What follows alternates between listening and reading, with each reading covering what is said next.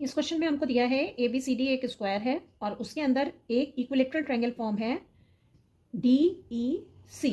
Equilateral triangle है और हमको वैल्यू फाइंड आउट करनी है ए ई डी की। ए ई डी दूसरा एंगल आपको फाइंड आउट करना है ई ए बी और तीसरा रिफ्लेक्स एंगल ए ई सी।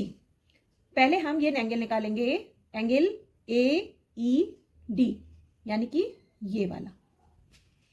अब सबसे पहले इसमें ध्यान देने वाली बात देखिए, ये एक इक्विलेटरल ट्रायंगल है तो आपकी ये तीनों साइडें आपकी इक्वल होंगी क्योंकि इक्विलेटरल ट्रायंगल की सारी साइड्स इक्वल होती हैं। तो in triangle D E C side D E equal to E C equal to C D. अब इक्विलेटरल ट्रायंगल में एक चीज और खास होती है कि सारे एंगल 60 डिग्री के होते हैं। तो ये भी 60 का हो गया, ये भी 60 डिग्री का हो गया। तो ये आपका रिमेनिंग एंगल कितने का बचा? 30 डिग्री का। अब आप देखिए, हमको निकालना है ये वाला एंगल, हमें ये नहीं पता और तीनों एंगल का सम होता है आपका 180 डिग्री ट्रायंगल के केस में। ये साइड स्क्वायर की साइड भी है और इक्विलेटरल ट्रायंगल की भी साइड है और एडी स्क्वायर की साइड है, डीसी इक्विलेटरल ट्रायंगल की भी साइड है और स्क्वायर की भी साइड है और इसके ये दोनों इक्वल होंगी। जब तो इसी तरीके से डीई भी एडी के इक्वल होगी।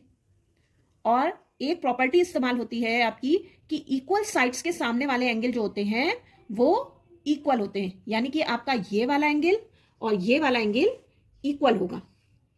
ठीक है, तो इसको देखते हैं। In triangle D E A angle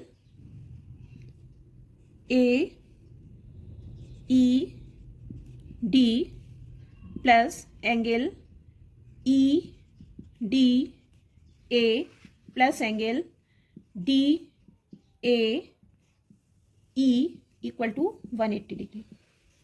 इसमें हमें एंगल ई डी ए की वैल्यू पता है 30 degree.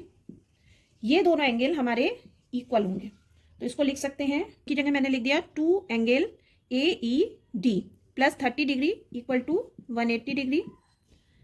2 angle A E D equal to 180 minus 30 degree, इसकी साइड चेंज कर दी मैंने इधर लाके। Angle A E D equal to 150 degree, इसको माइनस करने पे आया और डिवाइडेड बाय 2, यानी कि आपका एक एंगल कितने का बनना? 75 डिग्री का। ये हमारे फर्स्ट क्वेश्चन का पार्ट का आंसर हो गया। तो ये आपको मिल गया 75 डिग्री। अब अगला पार्ट देखते हैं, एंगल ई ए बी। ये पूरा एंगल 90 डिग्री का होगा। Angle D A E plus angle E A D equal to 90 degree angle of square.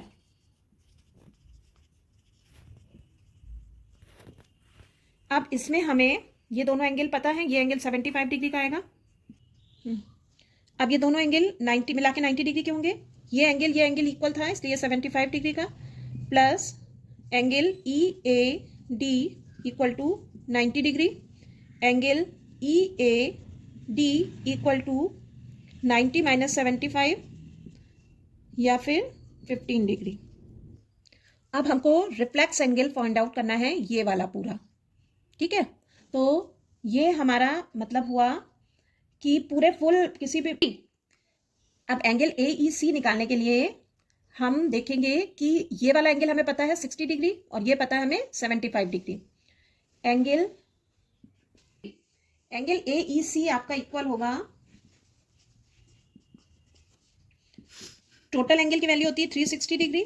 इसमें से हम माइनस करेंगे ये वाला angle C E D, angle C E D plus angle ये वाला माइनस करेंगे ए ई डी।